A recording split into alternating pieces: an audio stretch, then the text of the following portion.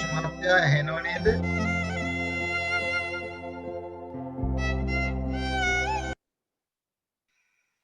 එහෙමයි සයන්ස් ඇහෙනවා. Thank you.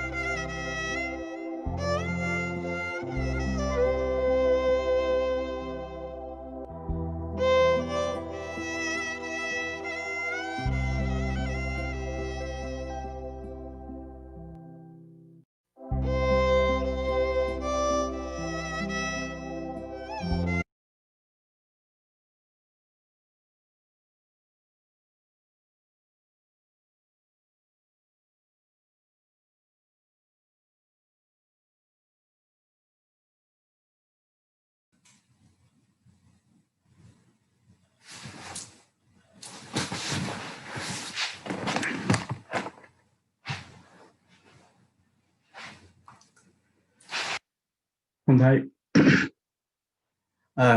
ආයුබෝවන් මේ සමගින් අපට අපත් සමග එක්කහු වෙන සියලු දෙනාටම අද බොහොම සාදරයෙන් පිළිගන්නවා අද තියෙන්නේ අපේ 35 වෙනි දහම් සිසිල වැඩසටහන සුපුරුදු පරිදි මේ වැඩසටහන සඳහා අප සමග ආරාධිතව වඩම්මලා තියෙනවා ස්වාමින් අපේ සුපුරුදු ස්වාමීන් වහන්සේලා තුන්නම ඒ තමයි සිංගප්පූරුවේ සහ මලයාසියාවේ රෙවරන් ඩාතෝ ඩොක්ටර් සුමල් සිරි ස්වාමීන් වහන්සේ ඒ වගේම මාතර දික්වැල්ලේ වැවරු කන්නල බුදුරජ මහා විහාරයේ විද්‍යාතුංග පිරිවෙනාධිපති හිටපු පිරිවෙනාධිපති අපේ පූජ්‍ය දික්වල්ලේ සීලසුමන ස්වාමීන් වහන්සේ ඒ වගේම අපේ මිල්ටන් කීන්ස් විහාරාධිපති සහ ලෙච්වර්ත් ධම්මනිකේතනය විහාරාධිපති අපේ අකුරුල සමිත ස්වාමීන් වහන්සේ ඔබ වහන්සේලා තුන්දෙනාටම ගෞරවපූර්වක ආරාධනාව අපේ වැඩසටහන ගෙන යාම සඳහා.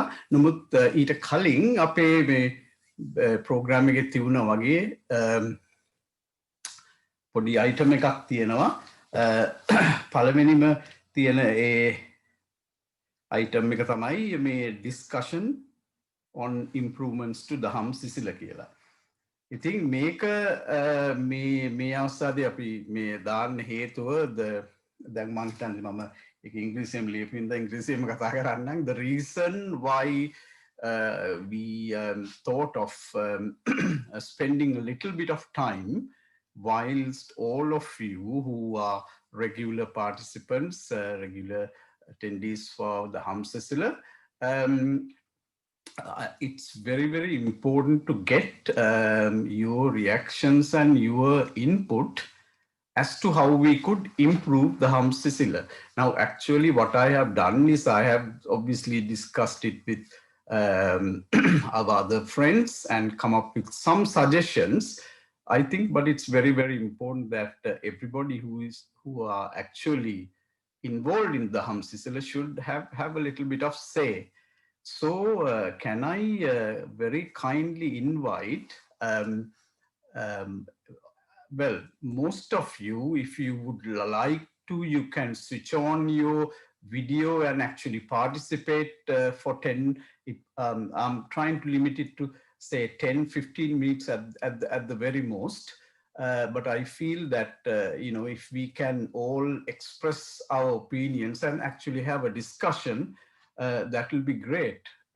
So definitely, if you would like to, I would invite you, please, to contribute by unmuting yourselves, and please don't wait till someone else speaks. The purpose of doing this is really to get your ideas so we can continue to improve the Dhamma Sisila. So on that basis, I have prepared a few notes and I have put it on PowerPoint. Let us go through that, and I'm going to try to share my screen now. I think I should be able to do this. Share screen. Right. Okay.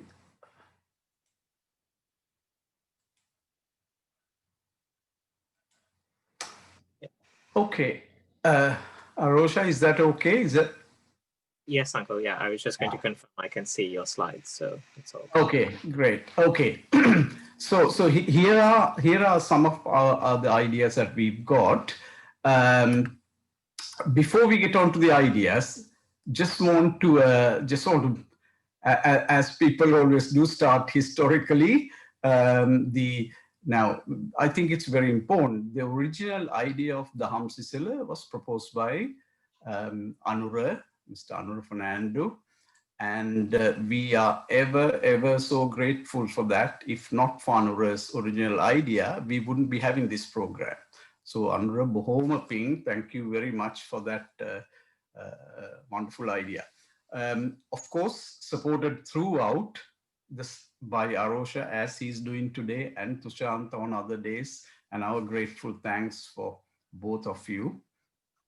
And of course, without mentioning, it goes without saying, our utmost gratitude and veneration to our resident monks for their tireless effort, dedication, and commitment throughout these 34 episodes, sessions. And of course, as you well know, we have had such a wide-ranging selection of topics from karma, from paticca samuppada, and other extensive Agganna Sutra, extensive discussions, and down to very practical discussing Buddhism and Christianity. Okay, so what's the current setup we have? We have been going quite often for about 2 hours. We've had 2 hour sessions, and it's been the traditional Dhamma as in Sri Lanka, the traditional model. The Hamdru provides us with the Dhamma which is extensive and deep analysis of subject, and conducted in both Sinhala and in English. And the idea of English came about. We only had Sinhala Dharmadeshana. The English one started when it was pointed out that maybe some of the Daham Pasala children and some others will benefit from the English, and it has been the case. And I think we're happy we've done it that way, and we've got it on a weekly basis, 2 hour sessions on a weekly basis. Now, obviously, this is quite an extensive program when you look at it, and the work that's involved, that goes behind, and we are very, very happy to do that. However, so why do we need to improve? As you probably would have noticed, I mean, we've got a good audience today, but there have been occasions where the numbers, for all sorts of reasons, school holidays, etc., we've not had the full audience. So the reasons for improving is to engage a wider audience and to make the Dhamma accessible to the youth and especially young professionals. Arosha, can you hear me well? Because I'm getting a message saying that my audio isn't very clear. We can hear. Yes, we can hear. Okay, all right.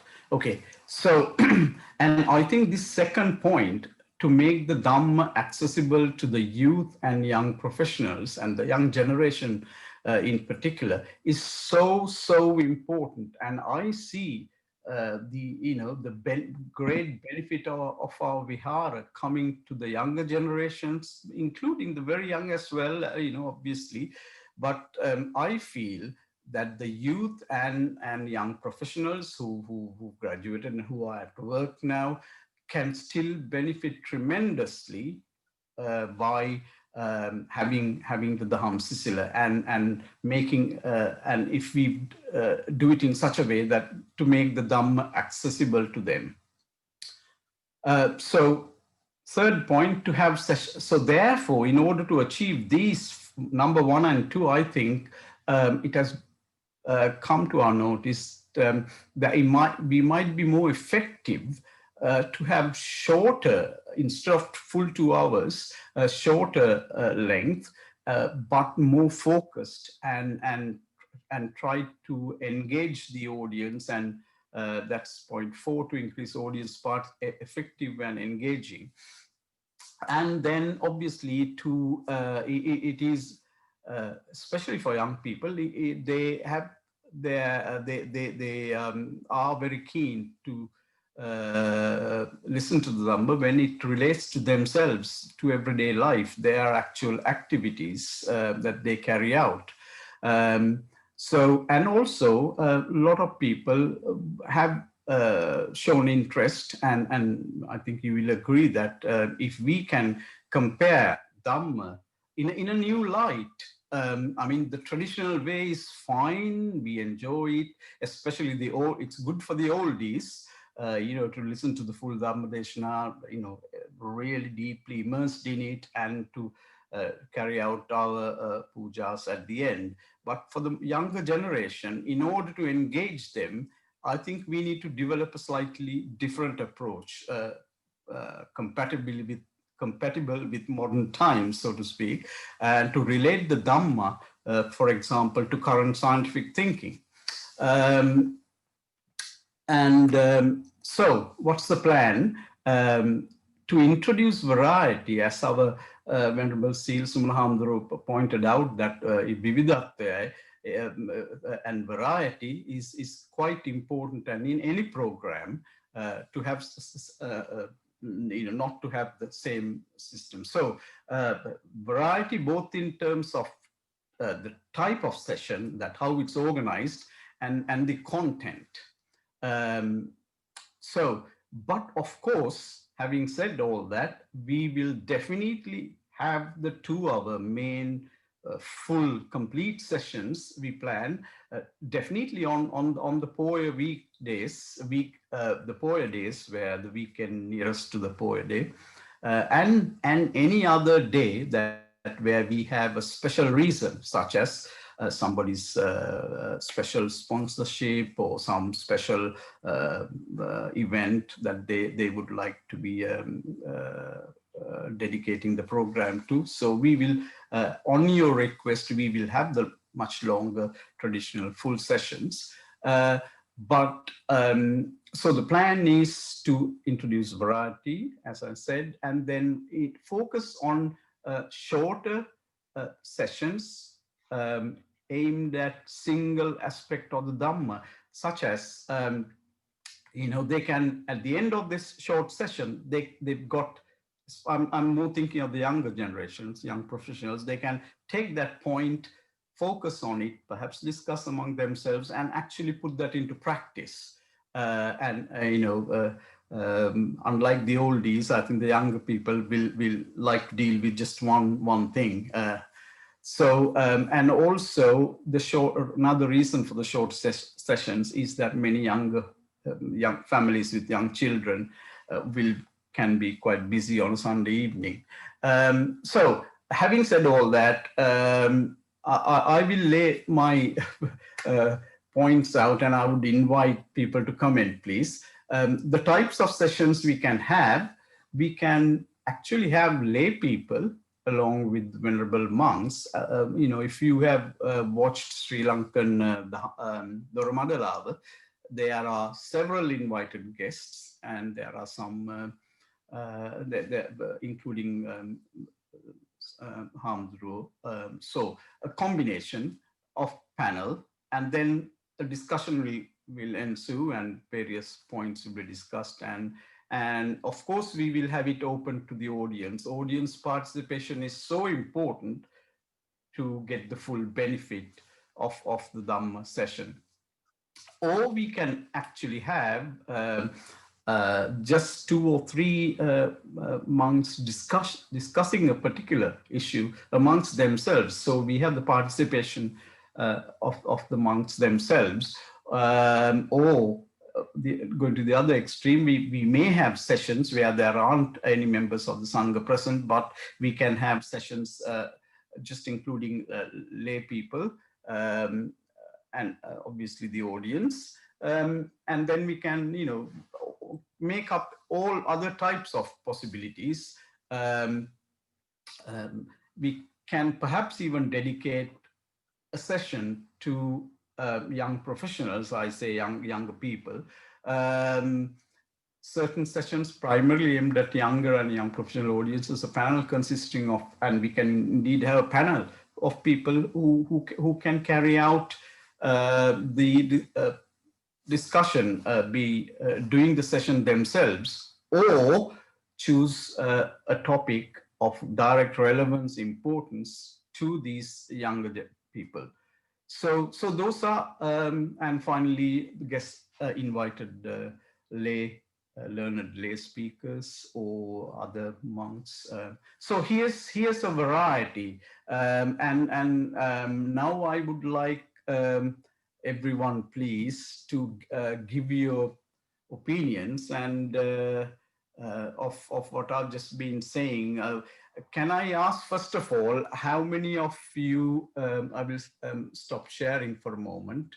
Can I just please ask how many of you would like to see the present type of program continue without any changes? And I'll be grateful if you can switch on your videos so we know we are talking to people out there. how many of you would like to see the traditional model, the way we are doing it, continue in this way?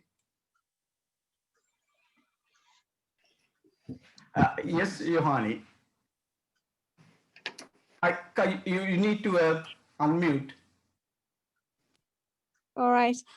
I have to say I quite enjoy listening to the 2 hours on a Sunday, because it Very gives nice to me, hear. thank you. It gives me, it prepares me for the next week, so to speak. So it's quite, it's a calming down process. So I'm in a place, so I look forward to this. I'm not too sure. I mean, I understand the fact that you want to involve young people, but I've been participating for this thing for a couple of weeks now. I'm not too sure whether we have that many young people, so to speak, on a Sunday evening, because they're preparing for school, exams, whatnot. I've tried to get my children to come in, but yeah, so maybe next time, probably. Thank you so much. Very, very useful feedback and very important points you made there. Yes, I think it's a sort of a balance between, yeah, I mean, we might not have instantly young people, but the minute they see the relevance, Yes. so my guess is that there might be an opportunity to involve them once they see it's relevant, rather than the extended model. So we need to have the combination. We are not going to totally abandon this. As you rightfully pointed out, it has been really, I mean, I look forward to it as well. As I totally agree with you. It's a sort of calming end to a busy week. Priya has a message. I mean, can anyone else please? Yeah, Priya says change is a fact of life. Your suggestions are good. As you progress, the format can be modified. Yes, absolutely. This will not happen next session, or all we can do is to make it a little bit shorter. Hopefully we will get a feel for that today as well. All these changes will take time. It will take probably months to achieve. So thank you very much, Johanni, for that. And anyone else wants to contribute?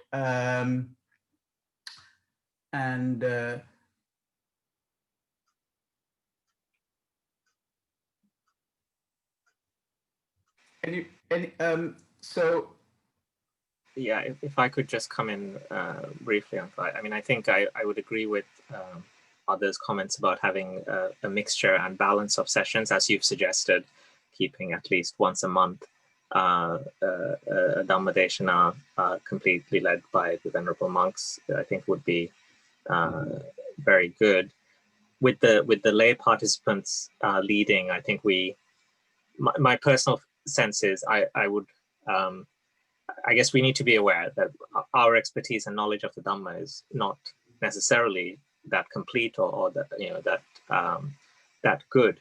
So not having the guidance of the monks, as we're discussing, has some risks to it, in that we can easily confuse and mislead ourselves to misunderstand and go down wrong paths of the Dhamma. So my advice would be that yes, having discussions that are involve more of the lay participants is very welcome, but I think it would be important to have the guidance of a venerable monk at those sessions. Yes, I mean, obviously that goes without saying. I mean, our knowledge of Dhamma is hardly anything compared to our venerable monks. It was an idea that. But it gives an opportunity. There are times where a lot of us, when we are prompted for questions, out of respect to the monks and feeling that you might be a bit out of place, are reluctant to engage in open discussion about things that are important to you.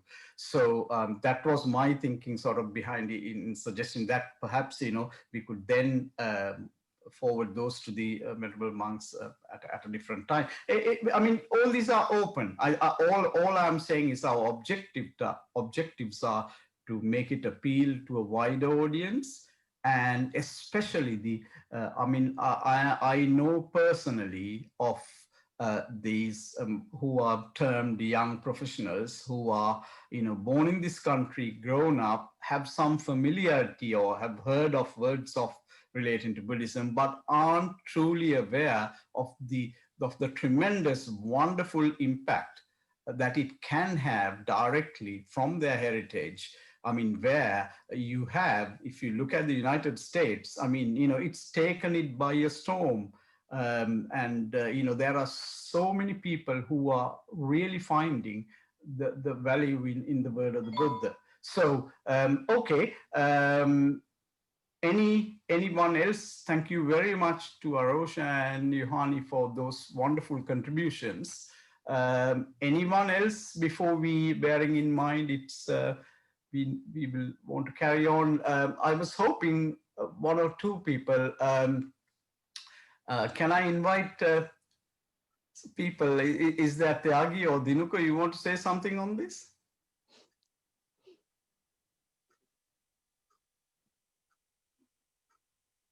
No? Hello. Sorry, no, I just got to move to another room. We've got a lot of background noise. I think, our three Hamadas are doing a really good job. And obviously, the organizers, Arosha and yourself and the whole of the team, so it's very useful. So I guess it depends. It's trying to cater for quite a big audience from different backgrounds, different perspectives, and I think it's trying to encompass everyone's needs, which is the challenge. Just one can't make all parts of our sort of society, our group, to fulfill all of the requirements. So I think, as everyone has mentioned, maybe a degree of sort of variety in terms of sort of topic choice, language, and I would agree with Arosha's comment about having Hamadu involved in most of the sessions, because that gives an element of a person who's got the knowledge, authority as well to put that input. Otherwise, it's like personal opinions on things. So, yeah, hopefully, an element of variety might be a way forward. And what do you think?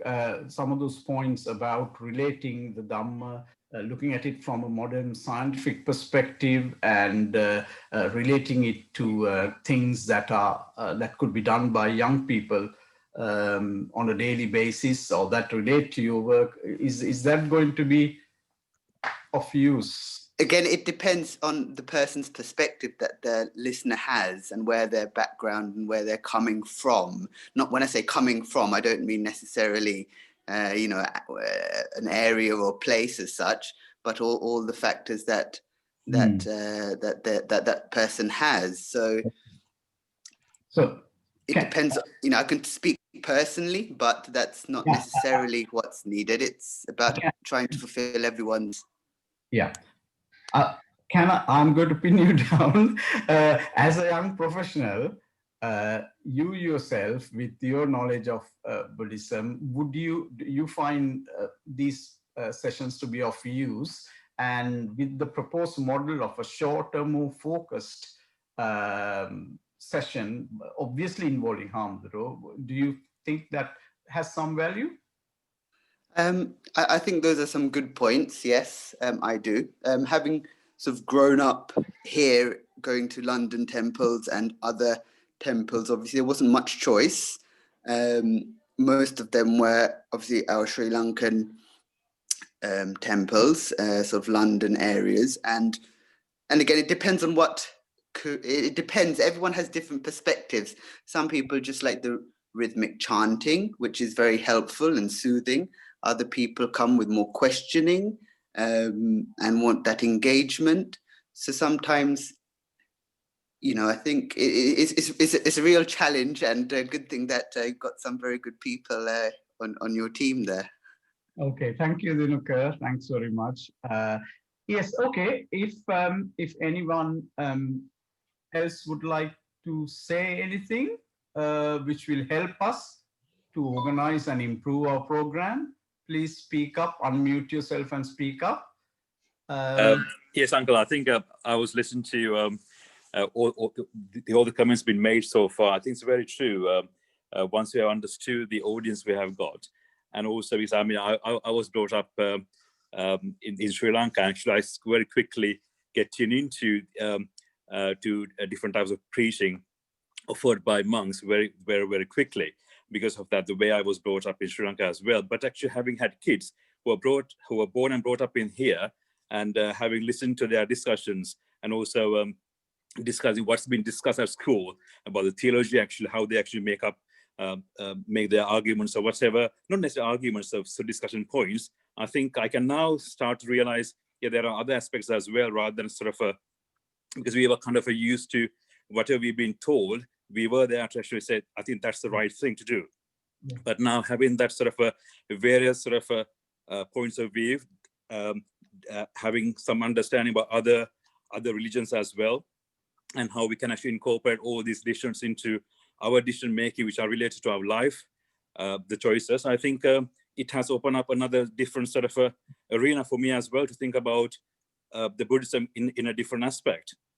So I think it is good that we try to get the participation from both of these groups, but again, making sure that some of the, and also we all understand that if somebody's bringing up a question, which is not necessarily kind of a very historical, traditional question, and would not be perceived by sort of maybe the mature generation or older generation, that's a bit of a challenge for the traditional Buddhism.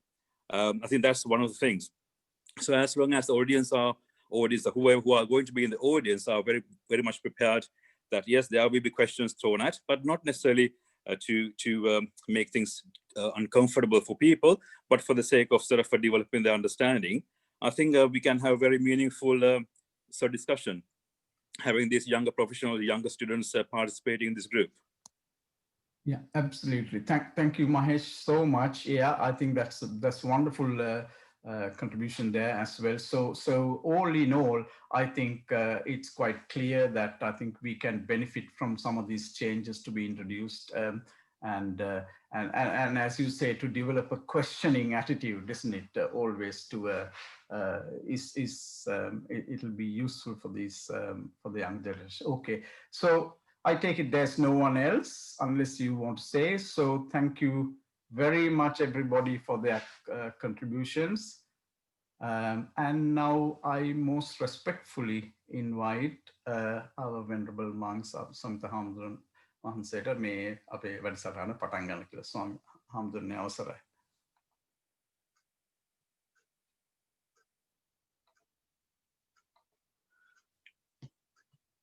තෙරුවන් සරණයි සියලු දෙනාටම. නමෝ බුද්ධාය. Good evening, everyone. Warm welcome to the second Daham Sisila program of the new year. Also, it is the 35th consecutive Daham Sisila program. Here, we would like to bring us together and make a platform, an opportunity for us to, whether it is small, to get some drop of Dhamma from the ocean of the teachings of the Buddha. May this be a great healing for you. May this be a path to liberation. May this find you to every happiness and joy here and hereafter. With that aspiration, let us make an evening of Dhamma, evening of blessing, that you always look forward to join Sunday evening with Daham Sisila. I very respectfully welcome our most venerable monks to the program. Reverend Dr. Dato Sumanasiri Nayakathera of Singapore, Malaysia. Also most venerable Dikwalle Sila Sumana Pandita Hamduro from Mathara, Vavurukannala temple. I welcome them as usual to the Dhamma program. So we will have a short reflection as we have already taken few minutes to discuss about the format and the future of the program. So our venerable monks will have a short reflection. After that, it will open up for you to see the community, talk to the monk, ask any questions, and get the blessings of the Buddha and the wisdom of the teachings. First, we'll observe the 5 precepts. I invite our most venerable Dikwalle Sila Sumananayaka Hamduro to administer the 5 precepts.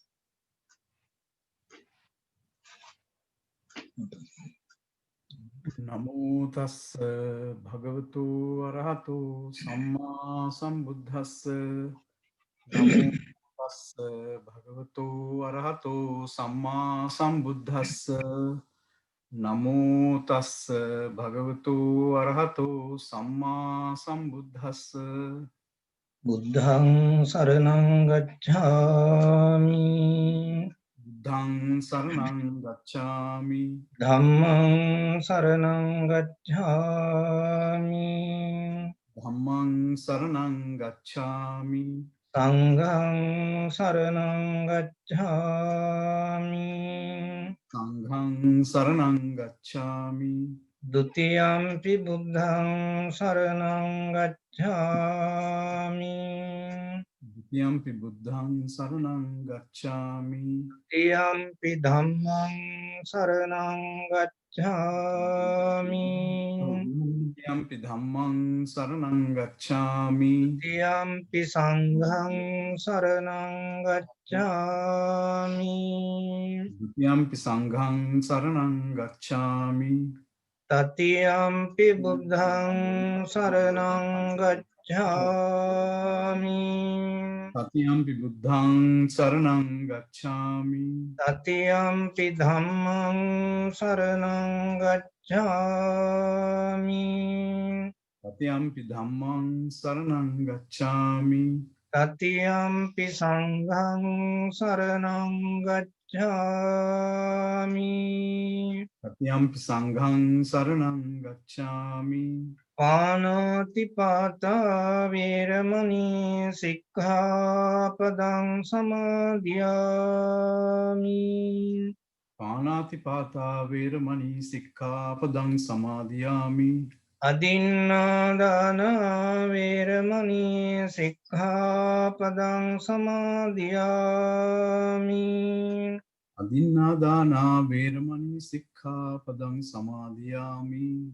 Kāmesu miccācārā veramani sikkhapadang samadhiyami. Kāmesu miccācārā veramani sikkhapadang samadhiyami. Musāvādā veramani sikkhapadang samadhiyami. Musāvādā veramani sikkhapadang samadhiyami. Suramēra majjapamā daṭṭhānā veramani sikkhapadang samadhiyami. Suramere majjapama daṭṭhāna veramani sikkhapadang samadhiyami. Sadhu, sadhu, sadhu.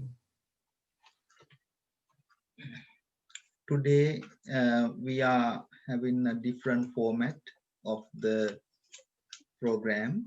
We are going to have short reflections from venerable monks and open up the opportunity for you to engage in a dialogue or some forum to discuss about the things.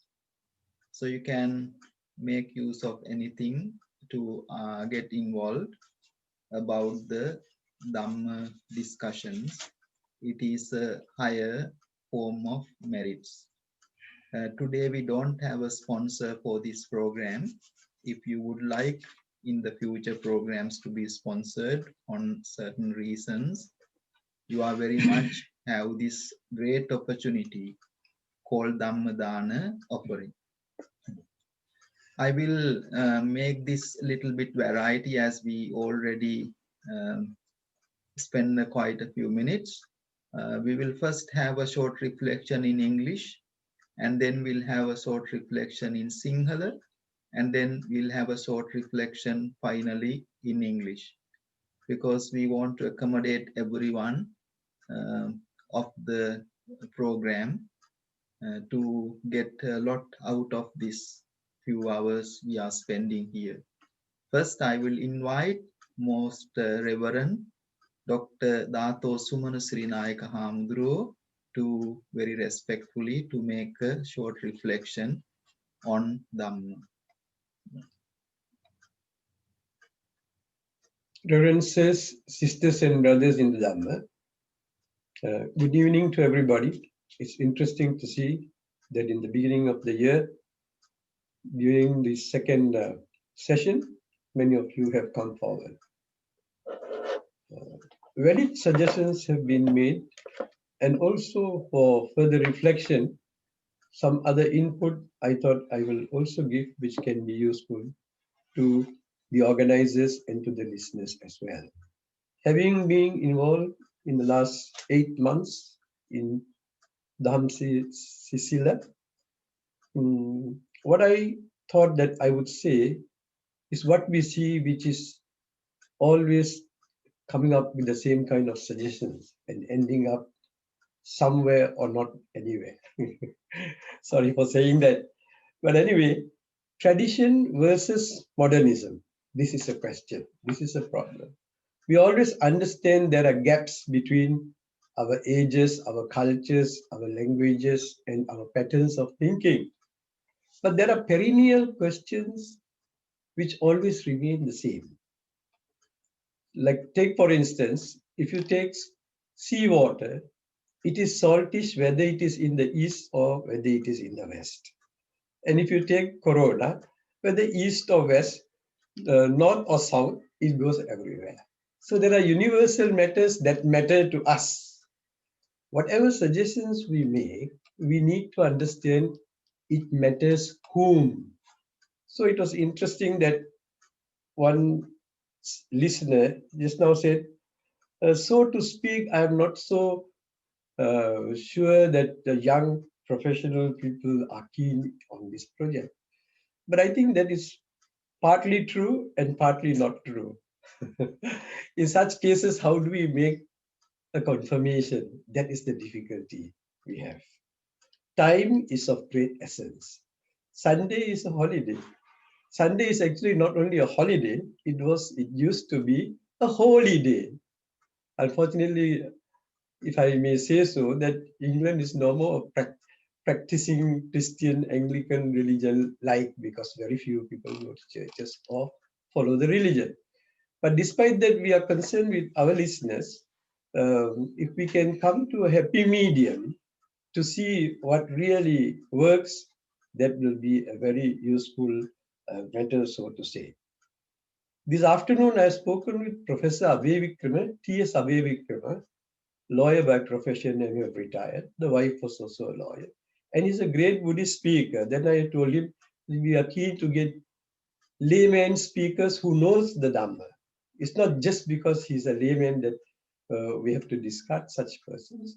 You can get his service because he's already online doing this kind of work with hundreds of people. And he has given his consent that if there is availability, that he may join us via discussions, via Zoom or via Skype. So suggestions have been given, and today I bring this good news to you. What I want to stress myself in making an evaluation is this very important Gatha verse you find in our holy book, the Dhammapada. matta sukha parichyaga passeche vipulang sukhang chaje matta sukhang dhiro yang passang vipulang sukhang. I'm going to put in very simple terms what I say in the Buddhist language in Pali. I said in Pali because I need to prove that it is coming from the Buddha. So, like if you say a Buddhist opinion, it doesn't mean always the Buddha's opinion. Somebody's opinion also can be a Buddhist opinion because he is Buddhist. But if you say the Buddha's opinion, then it has to come from the very text originally uttered by the Buddha. So, it says, Matta Sukha Parichyaga. When you are in a dilemma to choose this or that system, this view or that view, the Buddha very precisely and very discerningly says, choose which is the better one. Passeche vipulang sukhang, because it can be of good results later on. And if you see so, chaje matta sukhang diro, the wise, prudent person, let goes the lesser good and takes the higher good.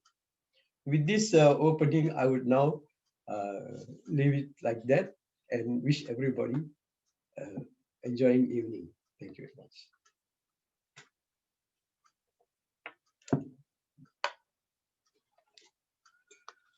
Thank you very much, Most Reverend Dr. Dato Sumanasri Nayakathera. Now I invite our Most Venerable Dikwalle Sila Sumana Pandita to make the Sinhala reflection.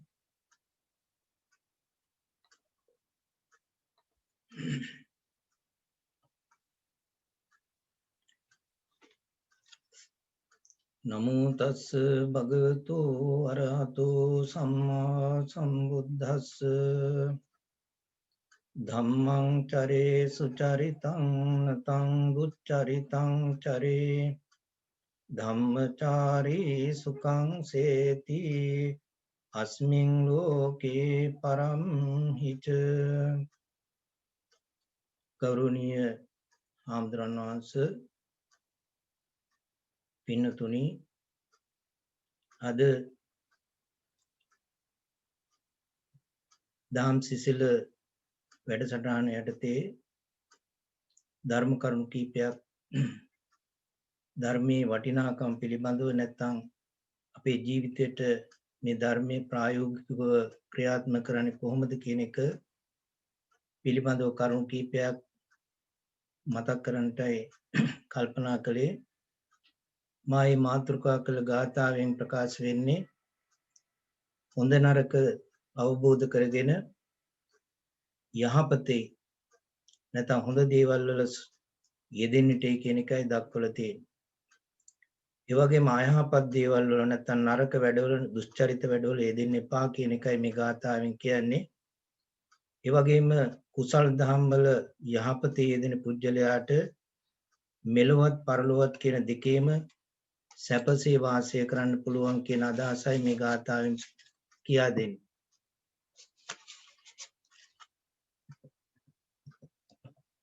දැන් අපි කල්පනා කරන්නට ඕන වර්ෂයක් ගෙවිලා අලුත් වර්ෂයක් උදා වෙච්ච මොහොතේ අපි පසුගිය වසරේ වෙච්ච අඩුපාඩු මගහරවාගෙන මේ වර්ෂේ අපි යහපත් ජීවිතයක් ගත කරන්නේ කොහොමද කියන එක අපි කල්පනා කරන්නට ඕන. ප්‍රතිපත්ති ගරුකව ධර්මානුකූල ජීවිතයක් ගත කරන්නටයි අපි අදිෂ්ඨාන කරගත යුත්තේ. අපි බුද්ධ වන්දනාව බෞද්ධයන් හැටියට බුද්ධ වන්දනාව දිනපතා සිද්ධ කරනවා. ඒ බුද්ධ වන්දනාව කියන එක බුදුන් වැඳීම කියන එක උසස් කුසලයක් හැටියට දක්වනවා. ඒ පින්කම අපි සිද්ධ කරන්නට ඕන සදහැ සිතින් ශ්‍රද්ධාවෙන් යුක්තවයි මේ බුද්ධ ගෞරවය පෙරදරි කරගෙන බුදු ගුණ මෙනෙහි කරමින් වන්දනමාන කරන්නට ඕන යම්සි බලාපොරොත්තුවක් හිතේ තබාගෙන යම්සි ප්‍රාර්ථනාවක් හිතේ තියාගෙන අපි යහපත් ඒ සාධාරණ බලාපොරොත්තු ਸਰවපකාරයෙන් ඉෂ්ට කරගන්න පුළුවන්. අන්නේ පිරිසිදු සිතින් අපි යම් විදිහේ වන්දනාවක් පූජාවක් සිදු කළොත් නැතුව අපි යම් කෙනෙක් ධර්මයේ දන්නවයි කියලා කියන්නේ ධර්ම පාඨ නැත්නම් ධර්ම කරුණු හුඟක් දැනගත්ත පමණින් ධර්මයේ දැනගත්තයි කියලා කියන්න පුළුවන් කමක් නැහැ. අපි මේ දැනගත්ත ධර්මයේ අනුව එදිනෙදා ජීවිතය තුළ අපේට ගැටලු වෙන්න පුළුවන්. අපි එදිනෙදා ගත කරන ජීවිතය තුළ විවිධ ප්‍රශ්න එනවා. ඒවා निराකරණය කර ගන්නට නැත්නම් ඒවා විසඳ ගන්නට මේ ධර්මයේ භාවිත කරන්නේ කොහොමද කියන එක පිළිබඳව අපට අවබෝධයක් තියෙන්නට ඕන, දැනුමක් තියෙන්නට ඕන. අන්න එහෙම උනේ නැත්නම් අපට මුහුණ පාන වෙන ප්‍රශ්න වලට, පුජ්‍යලේක් වශයෙන් අපට මුහුණ පාන වෙන ගැටලු වලට ඒක තවදුරටත් ගැටලුකාරී තත්ත්වයක් වෙන්නට පුළුවන් මේ ප්‍රශ්න. ඒතර එහෙම වෙන්නේ අපි ධර්මයේ තියෙන වැරද්දක් නිසා නෙවෙයි, ධර්මයේ වැරදි ආකාරයෙන් ග්‍රහණය කරගත්ත නිසා. අපි හරියට ධර්මයේ ග්‍රහණය කරගත්ත නම් එවැනි ගැටලුකාරී තත්ත්වයක් ඇති වෙන්නට හේතුවක් නැහැ. ඒ බව අපේ බුදුහාමුදුරු දේශනා කළ අලගද්දූපම සූත්‍රයේදී, ඒ අලගද්දූපම සූත්‍රයේදී උන්වහන්සේ පැහැදිලි කරලා තියෙනවා සර්පෙක් අල්ලාගත යුත්තේ හිසෙන් කියන එක. කඳෙන් නැත්නම් වල්ගෙන් අල්ලාගත්තොත් ඒ පුජ්‍යලයාට මරණය නැත්නම් මරණයට සමාන දුකකට පත් වෙන්නට පුළුවන් කියලා. නුවණ නැති පුජ්‍යලයා, අනුවණ පුජ්‍යලයේ මේ ධර්මයේ ඉගෙන ගන්න අනෙක් අය එක්ක වාද විවාද කරන්න කියලා අපේ ධර්මයේ දක්වලා තියෙනවා. අපි ධර්මයේ ඉගෙන ගන්න අනෙක් අය එක්ක වාද විවාද කරන්න නොවේ. ඒ ධර්මයේ පිළිබඳව එවැනි අයට ධර්මයේ පිළිබඳව වැටහීමක් ඇති වෙන්නේ නැහැ. අපි ප්‍රායෝගික ජීවිතේ නැත්නම් ඉදිනදා ජීවිතයේදී මේ ධර්මයේ හුරු කරන්න ඕන කොහොමද කියන එක උදාහරණ මගින් අපිට පෙන්වන්න පුළුවන්. අපේ සූත්‍ර දේශනාවල දක්වලා තියෙනවා ධර්මයේ කොයිතරම් දැනගත්තත් අපි විවිධ ඒ ධර්මයේ අවශ්‍ය මොහොතේදී භාවිත කරන ඥානයක් තියෙන්නට ඕන. අවශ්‍ය තැනදී අපි ඒ ධර්මයේ භාවිත කරන්නට හැකියාවක් තියෙන්නට ඕන. ඒක අපිට උදාහරණ මගින් ඒ ත්‍රිපිටකයේ විවිධ කතාන්තර තියෙනවා. මෙයත් උඟක් දෙනෙක් මේ පින්නතුන් අහලා තියෙනවා ඒ කිසා ගෞතමීගේ කතාව. ඒ කිසා ගෞතමියට මෙරිච්ච නැති නැත්නම් නොමල ගේකින් අබ ටිකක් ගේන්නේ කියලා කීම තුලින් ඇය ඒ කිසා ගෞතමිය ඇවිදිනකොට මේ මරණය කියන්නේ තමන්ගේ පුතාට විතරක් සිද්ධ වෙච්ච දෙයක් නෙවෙයි, මේ ලෝකයේ සියලු දෙනාටම පොදු කරුණක් කියන එක අවබෝධ කරගත්තා. ඒක අත්දැකීමෙන්ම ලබා ගත්තා. ඒතර මේ කතාවෙන් අපි තේරුම් ගන්නට ඕන තමන් කොයිතරම් ධර්මයේ දැනගත්තත් ඒක සාමාන්‍ය ලෝකයාගේ චින්තනයට ගැලපෙන පරිදි නැත්නම් ඒ චින්තනයට ගැලපෙන ආකාරයට අපි භාවිත කරන්නට දැනගන්නට ඕන. ඒ ධර්මයේ ප්‍රායෝගික වශයෙන් ක්‍රියාත්මක කරනවා කියලා කියන්නේ ඒකයි. ඒ නිසා අපි ඇත්ත වශයෙන්ම මේ ධර්මය දන්නේ කෙනා මෙන්න මේ කරුණ හොඳින්ම අවබෝධ කරගන්නෝ, දැනගන්නෝ. අපි ධර්මයේ කටපාඩමින් පමණක් දැනගත්තට ඒක නියම පුජ්‍යලයාගේ ලක්ෂණයක් නෙවෙයි, ඥානවන්තයාගේ ලක්ෂණයක් නෙවෙයි. කටපාඩමින් කොයිතරම් ධර්මයේ දැනගත්තත් ඒක ක්‍රියාත්මක කරන්න බැරි නම් ඒක ප්‍රායෝගික ජීවිතයේදී අපට අත්දකින්නට පුළුවන් කමක් නැත්නම් ඒ ධර්මයේ දැනීමේ වැඩක් වෙන්නේ නැහැ. නමුත් අපි බුද්ධිමත්ව කල්පනා කරොත්, ඥානවන්ත ආකාරයට කල්පනා කළොත් ප්‍රායෝගික මේ ධර්මයේ හුරු කිරීම තුළින් සියලු දෙනාටම සිදුවන්නේ මහත් යහපතක්. ඒ පුජ්‍යලයාට විතරක් නෙවෙයි මුළු සමාජයටම මේක යහපතක් වෙන්න පුළුවන්. ඒ නිසා අපේ ජීවිතේ ප්‍රායෝගිකව පුරුදු කරන්න බැරි කිසිවක් බුදුහාමුදුරු දේශනා කළා නැහැ. මේ බුදුදහම කියලා කියන්නේ ප්‍රායෝගික ධර්මයක්. අපේ එදිනෙදා ජීවිතේ ක්‍රියාත්මක කළ යුතු, කළ හැකි ධර්මයක් තමයි උන්වහන්සේ දේශනා කළා තියෙන්නේ. ඒ ධර්මයේ තුලින් පෙන්눔 කරන්නේ සෑම කාලයකටම පුරුදු කරන්න පුළුවන් දෙයක්. ඒක අකාලික ධර්මයක්, එක කාලයකට ගැලපෙන ධර්මයක් නෙවෙයි. හැම කාලයකටම ඔබින, හැම කාලයකටම ගැලපෙන ධර්මයක් තමයි මේ බුදුදහම කියලා කියන්නේ. මේ ධර්මයේ කියන එක දියුණු කරගන්න ගිහිල්ලා ඇතම් පුජ්‍යලයෝ මේ අවබෝධයෙන් අඩුකම නිසා ජීවිතයේ ගැටලු තවත් සංකීර්ණ කරගෙන තියෙනවා. කියන්නේ තමන්ගේ තියෙන ප්‍රශ්න තවත් වැඩි කරගන්නවා මේ ධර්මය අවබෝධ කරගන්න ගිහිල්ලා. ඒ නිසා මේ ධර්මයේ හැසිරීම ඇතැම් විට අපේ ජීවිතයේ අවසාන කාලයේ පමණක් සිදු කළ ගත යුතු දෙයක් කියලා වැරදි අවබෝධයක් මේ සමාජයේ ඇති වෙලා තියෙනවා. මේ ධර්මයේ කියන එක අපි අහන්න ඕන, ඒක ක්‍රියාත්මක කරන්නට ඕන ජීවිතයේ අවසාන කාලය කියලා සමහර අයගේ මතයක් තියෙනවා. අන්නේ මේ ධර්මයේ කියන එක වැරදි ආකාරයෙන් අවබෝධ කරගත්ත නිසා තමයි ඒ විදිහට කල්පනා කරන්නේ. ඒ නිසා අපි ධර්මයේ තුල ජීවත් වෙන පුජ්‍යලයන් හැටියට තමන්ගේ එදිනෙදා ජීවිතයේදී කිසිම කටයුත්තක් අපි අතපසු කරන්න හොඳ නැහැ.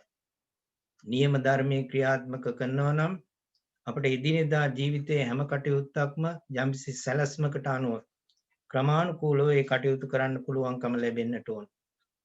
අපි ධර්මයේ හැසිරෙනවයි කියලා කියන්නේ තමන්ගේ ජීවිතයේ මව්පියන්, ඒ වගේම ඒ දූ දරුවෝ, ස්වාමි පුත්‍රයෝ හැමදෙනාම ඒ භාර්යාවන් වශයෙන් අපි කටයුතු කරනකොට එකිනෙකාගේ යුතුයකම් තියෙනවා. එක එක්කිනාට කළ යුතු යුතුයකම් තියෙනවා. ඒ යුතුයකම් වගේම වගකීම් අපි පැහැර අරින්න හොඳ නැහැ.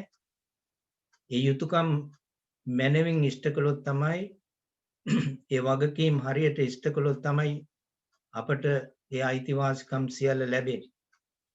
අන්න මේ යුතුයකම් පැහැර අරිනවා නම් තමන් ගමන් කරන්නේ වැරදි මාර්ගයක කියන එක වටහා ගන්නට ඕන. ඒ නිසා සුදුසු කාලෙදී අධ්‍යාපනය ලබන්නට අපි තරුණ අය ඒ ධර්මයේ හැසිරෙනවා කියලා ඒකෙන් ඉවත් වෙනවා නම් ඒක වැරදි පූර්වාදර්ශයක්. ඒ නිසා අපි තරුණ අයටත් ජීවිතයේ ඒ තරුණ කාලයේදීම ධර්ම අවබෝධය ලබා දෙන්නට උත්සාහ කරන්නට ඕන. එතකොට තමයි මේ අධ්‍යාපනය කියන එකයි ධර්මය කියන එකයි එකට ගමන් කළ යුතු දෙයක්. අපි අධ්‍යාපනය ලැබලා ධර්මය ඉගෙන ගන්න ඕනේ කියලා කල්පනා කරනවා. ඒක වැරදි අදහසක්. ඒතර ධර්ම මාර්ගය කියලා කියන්නේ එවැනි විදිහට කල්පනා කිරීම හෝ ඒ ආකාරයෙන් හැසිරීම නොවේයි. අපේ හිතට යම් විදිහේ සිතුවිල්ලක් නිසා සියලු දේවල් අතහැරලා ධර්මයට යොමු වෙන්න පුළුවන්. අපි ධර්ම මාර්ගයේ ගමන් කරන්න පුළුවන්. නමුත් පස්සේ කාලෙදී අපි ටික කාලයකට පස්සේ තමන් ගත්ත තීරණය වැරදි කියලා සමහර කෙනෙකුට තේරුම් යන්න පුළුවන්. ඒ නිසා අපි ඒ තේරුම් ගන්නකොට ජීවිතයේ අනිකුත් කටයුතු බොහෝ සෙයින් මග හැරිලා ගිහිල්ලා තියෙන්න පුළුවන්. ඒ නිසා කිසිම අවස්ථාවක මේ සිත කියන එක විශ්වාස කරන්න බැරි දෙයක් හැටියට අපට බුදුදහමෙන් උගන්වන්නේ මායූපමංච විඥානං කියලා. මේ සිත කියලා කියන්නේ මුලාවට පත් කරන දෙයක් හැටියට තමයි බුදුදහමෙන් පැහැදිලි කරලා තියෙන්නේ. ඒ නිසා අපි බුද්ධිමත් තීරණ ගන්නට ඒ කියන එක තමයි ධර්මයට අනුව අපිට කල්පනා කරන්න තියෙන්නේ. අපි නොඑක් පිට ගන්න හිතන සිතුවිලි ඒවා ඉක්මනින්ම වෙනස් වෙන්න පුළුවන්. නිතරම තමන්ගේ හිත තමන්ම රවටන අවස්ථා තියෙනවා. ඒ නුවණින් හිතලා කටයුතු කරන්නට, බුද්ධිමත්ව හිතලා කටයුතු කරන්නට තමයි අපි උත්සාහ කරන්නට ඕන හැම වෙලාවෙම. අන්න එතකොට තමයි ඊටාම ඉක්මනින් තමන් අනුගමනය කරන එමෙ වැරදි මාවතෙන් තමන් අනුගමනය කරන වැරදි මාවත කියලා මොකද්ද කියන එක අවබෝධ වෙනවා. ඒ වැරදි මාවතෙන් අයින් වුණේ නැත්තම් හරියට අර මුලින් කියපු විදිහට වැරදි විදිහට අල්ලගත්ත සර්පය වගේ සිදුවෙන විපත්තියක් තමන්ගේ ජීවිතේට ඒ සිදුවෙච්ච විපත්තිය හදාගන්න බැරි වෙන්න පුළුවන්. ඒ නිසා අපි නුවණින් වටහා ගන්නට ඕන තමන්ගෙන් මේ නිසා ඇතිවෙන යහපත මොකක්ද අයහපත මොකක්ද කියන එක කල්පනා කරන්න. අපි ධර්මයේ පුරුදු කරන්නට ඕන යම්සි පිළිවෙලකට. ඒ මාර්ගය යන හොඳ අවබෝධයක් ඇති වෙලා කටයුතු කරනවා නම් ඒ ජීවිතය තුළ බොහෝ ප්‍රශ්න ඇති වෙන්නේ නැහැ. ඒ ජීවිතය පිළිබඳ ඒ ප්‍රශ්න පිළිබඳ හරි වැටහීමක්, හරි අවබෝධයක් අපිට ඇති කරගන්න පුළුවන්. යම්කිසි විදියකට ගැටලු වැඩි වෙලා මානසික අසහනය, පීඩාව නිරන්තරයෙන්ම අපේ හිතේ පවතිනවා නම් තමන් කොච්චර ධර්ම පාඩ දැනගත්තත් සෑම දවසකම හැම දවසකම ඒ ධර්මයේ පුරුදු කරන ස්ථානවල කාලය ගත කරමින් හිටියට වැඩක් වෙන්නේ නැහැ. අපි ධර්මයේ කියන එක තමා විසින්ම අවබෝධ කරගත යුතු දෙයක්. එතකොට තමයි මේ ධර්මාවබෝධය Tamanට හරියට පිහිටන්නේ. ඒ ධර්මයේ තුල හැසිරෙන පුජ්‍යලයා ඊටාම ක්‍රියාශීලී පුජ්‍යලයක් හැටියට නිරන්තරයෙන්ම හිත සංසුන් පුජ්‍යලයක් හැටියට කාලය ගත කරන්නේ. ඒ වගේම ඒ පුජ්‍යලයක් පස්සේ නිරන්තරයෙන්ම ප්‍රියමනාප විදියට සෑම කටයුත්තක්ම සිද්ධ කරන ওই ධර්මාවබෝධයේ තියෙන පුජ්‍යලයා. ඒකට හේතුව තමයි ධර්මයේ තුල හික්මිච්ච තැනැත්තාට ඒ ධර්ම ප්‍රීතිය නිතරම ලැබෙනවා. ධර්මයේ නිසාම ප්‍රීතියක් සතුටක් ලැබෙනවා. ඒ වගේම තමන් සදාචාර සම්පන්න නොවි වෙනත් කෙනෙකුට අපිට කියන්න පුළුවන් කමක් නැහැ සදාචාර සම්පන්න වෙන්නේ කියලා, ගුණධර්ම ආරක්ෂා කරන්නටයි කියලා අපිට කෙනෙකුට කියන්න පුළුවන් කමක් නැහැ. ඒක හරියට ධර්මයේ උපමාවකින් දක්වලා තියෙනවා. තමන් මඩේ එරිලා ඉඳගෙන තව කෙනෙක්ගේ මඩෙන් ගොඩ ගන්න උත්සාහ කිරීමක් හැටියට තමයි ධර්මයේ උපමාවකින් ඒක දක්වලා තියෙන්නේ. ඒ වගේම නීතිගරුක වීම, විනයගරුක වීම සෑම පුරවැසියෙක් මේ යුතුයකමක් හැටියට තමයි අපේ ධර්මයේ දක්වන්නේ. සියලුම දේවල් ධර්මයේ මත පදනම් විය යුතු බවට තමයි බෞද්ධ සදාචාරයේ උගන්වලා තියෙන්නේ. ඒ සදාචාර සම්පන්න පුජ්‍යලයක් කියලා කියන්නේ ධර්මානුකූලව ජීවත් වෙන පුජ්‍යලයක් කියන එකයි. අපි තීරණ නිගමන වලට පත් වෙනකොට ධර්මයට මුල් තැනක් දීලා තමයි මේ තීරණ ගන්නට ඕන. ඒක ධර්මයේ දක්වලා තියෙනවා ධම්ම දාස න්‍යාය කියලා. ධම්ම දාස න්‍යාය කියලා කියන්නේ දහම් කැඩපත. ධර්මයේ නැමැති කණ්ණාඩිය වශයෙන් ඒක දක්වනවා. ඒ වගේම ධම්මාදිපතේය කියලා ධර්මයේ දක්වනවා. ධම්මාදිපතේය කියලා කියන්නේ ධර්මයේ අධිපතිභාවයට පත්කොට කටයුතු කරන්න කියලා. යම්සි නිගමනයකට එනකොට අපි ධර්මයයි මුල් තැනට දෙන්නට ඕන. ඒ ධර්මයට මුල් තැන දීලා තමයි අපි තීරණ ගන්නට ඕන. එහෙම නැත්නම් ඒ ධර්මයෙන් හීන වෙච්ච පුජ්‍යලෙක් නැත්නම් ධර්මයෙන් පහත් පුජ්‍යලෙක් බවට පත් වුනොත් ඒ පුජ්‍යලයා වල්මත් පුජ්‍යලෙක් හැටියට ක්‍රියා කරනවා. ධම්මේන හීනා පසුබික් සමානක් කියලා අපේ පැරණි පඬිවරු දක්වලා තියෙනවා. ධර්මයෙන් හීන පුජ්‍යලයා සතෙකුට සමාන කරලා තියෙනවා, තිරිසනෙකුට සමාන කරලා තියෙනවා. ඒ නිසා බුද්ධ ධර්මයේ කියලා කියන්නේ ප්‍රායෝගික දේශනාවක්, යථාර්ථයේ උගන්වන ධර්මයක්. අන්නේ යථාර්ථයෙන් පැනලා යන්න උගන්වන දහමක් නෙවෙයි බුදුදහම කියලා කියන්නේ. අපි යථාර්ථයට මුහුණ දෙන්නට ඕන. බෞද්ධයන් වශයෙන් අපට ලබා ගන්න තියෙන ජයග්‍රහණය තමයි ධර්මයෙන් ලබා ගන්නා වූ ජයග්‍රහණය. මෙන්න මේ ප්‍රායෝගික ධර්මයේ හුරු කළාට පස්සේ අපේ ජීවිතය හරියට නිලුම් කොළයක් උඩ තිබෙන වතුර බිඳුවක් වගේ කියලා උපමාවකින් දක්වලා තියෙනවා අපේ ධර්මයේ. ඒ නිලුම් කොළේ තියෙන වතුර බිඳුව බැඳෙන්නේ නැතුව වගේ අපට නිදහස් සාමකාමී ජීවිතයක් ගත කරන්නට හැකියාව ලැබෙනවා ධර්මානුකූලව ජීවිතය ගත කරනකොට. නොඇලී නොගැලී තමාගේ ජීවිතය ගත කළ යුතුයි කියන එකයි බුදුදහමෙන් කියන්නේ. අප්පතිට්ඨේ අනාලම්බේ කියන එක ධර්මයෙන් පැහැදිලි කරලා තියෙනවා. අන්න ඒ වගේ නොඇලී නොගැලී තමාගේ ජීවිතය ගත කරන්න පුළුවන් නම් අන්නේ ජීවිතය සාර්ථක ජීවිතයක්.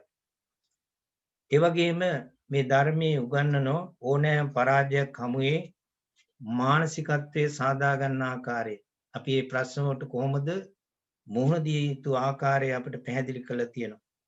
අපි බොහෝ දෙනා කල්පනා කරන්නේ ලෞකික විදියට ලබා ගන්න හැම ජයග්‍රහණයක්ම කෙලවර වන්නේ පරාජයකින්. ඒ ලෞකික විදියට කල්පනා කළා ඒ විදියට ලබා ගන්න හැම ජයග්‍රහණයක්ම අවසානයේදී පරාජයටපත් වෙනවා. ඒ නිසා මේ යථාර්ථය අපි තේරුම් ගන්නට නම් අපි මේ බුදුදහමේ ධර්මයේ කියවෙන ඒ යථාර්ථය අවබෝධය ඇති කරගෙන ඒ අවබෝධයට අනුවයි අපි කටයුතු කරන්නට ඕන. ඒතකොට මේක යථාර්ථය කියලා අපි දැනගන්නව නම් කුමන හේතුවක් නිසාවත් අපට දුක් වන්න හේතුවක් නැහැ. දුක් වන්න දෙයක්වත් නැහැ. ඒ තියෙන එකම දේ තමයි අපි ඒකට මුහුණ දෙන එක. මෙන්න මේ කරුණ ටික අපි අවබෝධ කරගෙන ප්‍රායෝගික ජීවිතය තුළ කටයුතු කරන්නට නිවැරදිව ධර්මයේ පුරුදු කරන්නට අපි උත්සාහ ගන්නට ඕන. හැම දිනාටම තෙරුවන් සරණයි.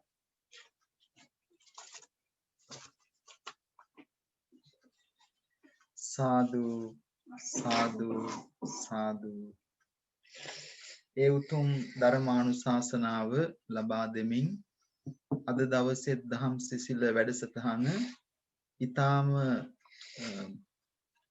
ප්‍රයෝජනවත් ඒ වගේම සාරවත් වැඩසටහනක් බවට පත් කර දුන්නේ අපේ දික්වැල්ල වැවරු කන්නල බුදුරජ මහා විහාරස්ථානයේ විද්‍යාතුංග පිරිවෙනේ පරිවෙනාධිපතිව වැඩ සිට ජර්මනියේ බර්ලින් බෞද්ධ විහාරයේ අනුශාසක වශයෙන් කටයුතු කරන දික්වැල්ලේ සීල සුමන පණ්ඩිත හාමුදුරන් වහන්සේ උන්වහන්සේ ලංකාවේ ඉඳලා මේ රටට ඇවිදින් එන 15 වෙනිදාට අවුරුද්දක් වෙනවා.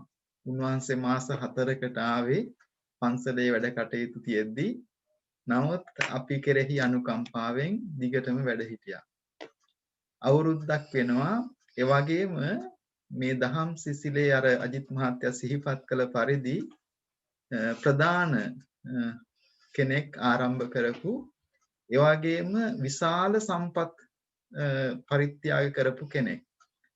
උන්වහන්සේ තමයි ඇත්තටම මේ දහම් සිසිල අපිටත් උනන්දු කරවලා අද මොකද්ද කරන මාතෘකාව මේක හොඳයි නේද මෙහෙම කරමු නේද කියලා විනාඩි 45ක් පැයක් විශාල කරුණු ගොඩක් හොයාගෙන අපිට ඒක දායාද කරනවා ධර්ම දානයක් හැටියට.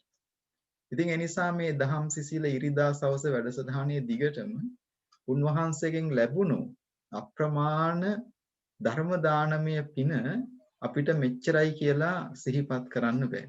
කවදාවත් පැකිලීමක් නැහැ, බෑ කිව්වේ නැහැ, අමාරුයි කිව්වේ නැහැ. හැමදාම අපි බෑ කිව්වත් නෑ කොහොම හරි කරමු කියලා මේ පින්කම දිගටම කරගෙන ආවා. ඉතින් අවුරුද්දක් වෙනවා 15 වෙනිදා උන්වහන්සේ ලංකාවේ ඉඳලා ඇවිල්ලා මේ වෙලාවේ මා මේ අවස්ථාව යොදා ගන්නවා උන්වහන්සේට හදවතින්ම ආශිර්වාද කරන්න, පින් දෙන්නට, උන්වහන්සේගේ දෙමව්පියන්ට, උන්වහන්සේගේ ගුරුවරුන්ට අපිට ඇත්තටම පන්සලට ලොකු ආලෝකයක් වුණා. ඒක අපේ බලාපොරොත්තුව ධර්මය මේ වර්තමාන ලෝකෙට ගැලපෙන විදියට දෙන්න. ඒ වගේම වැඩිපුර ඒ සඳහා යොමු වෙන්න. අපි ගොඩක් දුරට උනන්දුවක් දක්වනවා පූජාවල් වලට දාන දෙන්න. නමුත් අපිට ලැබෙන ඉඩ මේ ධර්ම සාකච්ඡාවලට බොහොම අඩුයි. පෞද්ගලිකව ගත්තොත් විහාරස්ථානයේ මම ස්වාමින් වහන්සේ හැටියට ගොඩාක් ඇඩ්මිනිස්ට්‍රේටිව් වැඩ, කොමියුනිකේෂන්ස් වැඩ තියෙන නිසා ඇත්තටම මට මේ නිදහස අඩුයි. දැන් මේ ප්‍රෝග්‍රෑම් එකේදී වුණත් දායකත්වයේ ගන්න අයගේ විස්තර ටික කිව්වම මට ඉතුරු වෙන්නේ බොහොම ටික කාලයයි ධර්මයේ ගැන සාකච්ඡා කරන්න. ඉතින් නමුත් අපේ හාමුදුරුවෝ ඒක ඊටාම පිරිසිදුව, ඒක කිසිම පළුද්දක් නැතුව, අඩුවක් නැතුව, ඒ වගේම ඊටාම ගැඹුරින් අපිට ඒක ලැබලා දුන්නා. ඊටාම නිර්ලෝභීව, ඊටාම කායික මහන්සියක් නොබලා. එනිසා මේ වෙලාවේදී සියලු දායක පින්නතුන් වෙනුවෙන් අපි උන්වහන්සේට ආශිර්වාද කරනවා, පින් දෙනවා. උන්වහන්සේ වැවරු කන්නල විහාරස්ථානයේ ඊළන් භික්ෂු මධ්‍යස්ථානයක්, ඒ කියන්නේ රෝහලක් අසරණ වෙච්ච හාමුදුරුවන්ට පවත්වාගෙන යනවා. ඉතින් අපි ඒ සඳහා උන්වහන්සේට ආශිර්වාද කරනවා. නිසා මේ වෙලාවේදී නැවත නැවතත් මා ඊ타ත්ම මේ පින් දෙනවා, ආශිර්වාද කරනවා. මොකද මේ දහම් වැඩසටහන අතරමඟ විනාශ වෙලා යන්න ඉඩ තිබුණා. මොකද අපි අයින් වෙලා ගියා නම්. නමුත් ඒක එහෙම වෙන්න නොදී අපේ හාමුදුරුවෝ තමයි කඩහක් අෆ්වල් කරන්නේ නැතුව මේක කොහොම හරි ගෙනියන්න ඕනේ. ඉතින් මේ කාලේ මේ වගේ දෙයක් තිබිච්ච එක මොනතරම් වටිනවද කියලා අපිට ගොඩාක් හිස ගෙනිගත්ත කෙනෙක් ඒ ගිනි නිවා ගන්නට දරන උත්සාහය වගේ ධර්මයේ තේරුම් අරගන්න, ධර්මයට අවස්ථා ඇති කරගන්න අපි මහන්සි ගන්නට ඕනේ. ඒක මේ කොරෝනා නිසාවත් ලොක්ඩවුන් නිසාවත් නෙමෙයි. ඇත්තටම අපි ඒ ඉම්ප්‍රෙෂන් එක කොරෝනා වගේ ලොක්ඩවුන් වගේ ඉම්ප්‍රෙෂන් එකක් ඇති කරගන්න එකට තමයි අප්‍රමාදී ගුණය කියලා කියන්නේ. අසල් ගේක සොරු ගිය කල් ගිය දවසක තමන්ගේ ගේ ටික ආරක්ෂා කරගෙන හිටියට වැඩක් වෙන්නේ නැහැ. තමන්ගේ ගෙදරටත් කවදා හරි මේ දේවල් අහිමි වෙනවා. එනිසා මේ ලබාගත් අවස්ථාවෙන් ප්‍රයෝජනයක් ගන්නට ඕනේ කියලා අපි පෙළ ගැසෙමු. අපි ධෛර්යය කරන්න.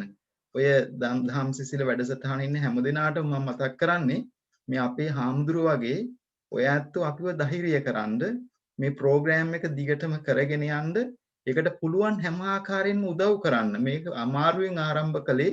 ඒ නිසා මේක මෙතනින් නතර වෙන නොදී මේක දිගටම කරගෙන යන්නට එකතු වෙන්න කියලා සිහිපත් කරමින් අපි විශේෂයෙන් අපේ ගෞරවනීය තික්වැල්ලේ සීල සුමන හාමුදුරුවන්ට පින් දෙනවා ආශිර්වාද කරනවා මේ උදාර පින්කමේදී කිසිම මහන්සියක් බලන්නේ නැතුව පැකිලීමක් කරන්නේ නැතුව අපිවත් උනන්දු කරවගෙන අපිත් සමහර වෙලාවට කියනවා අනේ හාමුදුරනේ මේක අමාරුයි කරන්න නෑ මං කරන්නම් හාමුදුරුවෝ පැත්තකින් ඉන්නකෝ කියලා බොහොම උනන්දුවෙන් මේ දේ කරගෙන යනවා. ඒ නිසා අපි උන්වහන්සේට නැවත නැවතත් ආශිර්වාද කරනවා සෙත් පතනවා උන්වහන්සේගේ ඉදිරි අනාගත කටයුතු සාර්ථක වේවා සියලු දුක් පීඩා දුරු වෙලා උන්වහන්සේ ප්‍රාර්ථනීය බෝධියකින් ප්‍රාර්ථනා කරන උතුම් ආධ්‍යාත්මික ශක්තියක් සලසා ගන්නට සියල්ලක්ම සැලසේවා කියලා ප්‍රාර්ථනා කරනවා.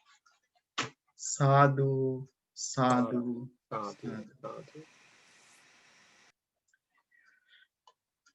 Now we are going to have a English reflection of the day. Namo tassa bhagavato arahato samma sambuddhassa. Homage to the Blessed One, supremely enlightened Lord Buddha. Asare saramatino sare cha saradassino te sarang nadhi gaccanti micca sankappa gochara sarancha sarato nattva asarancha asarati te sarang adhigaccanti samma sankappa gocarati.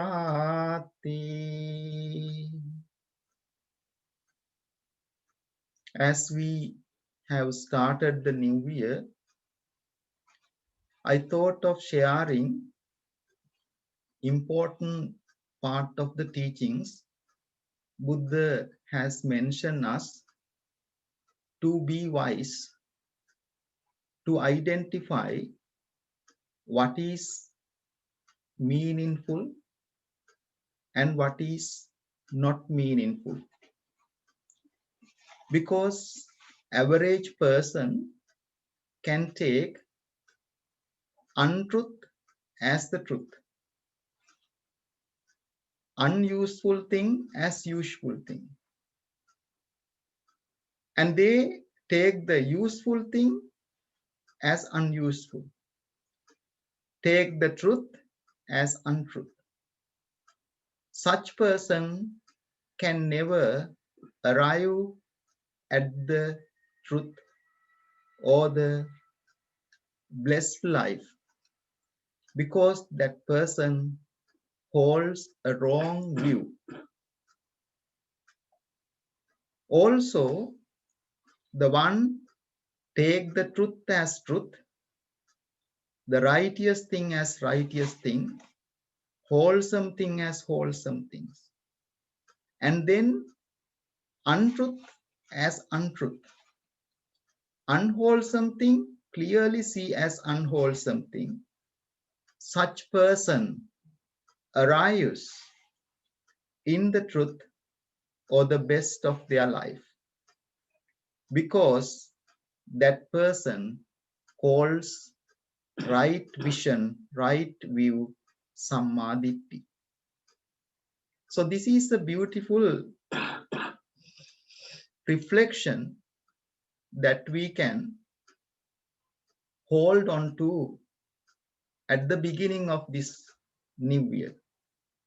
how we can identify clearly truth as truth, untruth as untruth, useful as useful, unuseful as unuseful.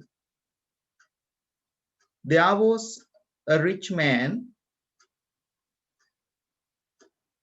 who used to invite all the holy people, holy persons of the neighborhood to his house and give them rich gifts, offer great sacrifices to the gods. One day, the Blessed One, the Buddha said, if a man each month repeat 1,000 sacrifices and give offerings without ceasing, he is not equal to him who but for one moment fixes his mind on righteousness. Buddha continued saying, there are 4 kinds of offering. First, when the gifts are large and the merits very small. Second, when the gifts are small and the merits small. Third, when the gifts are small and the merits large. Fourth, when the gifts are large and the merits is also large. The first is the case of the deluded man who takes away life for the purpose of sacrificing things to the gods, or and accompanied by curious and feasting, making their life only think of himself or herself. Here the gifts are great, but the merits is small indeed. Next, the gifts are small and the merits is also small.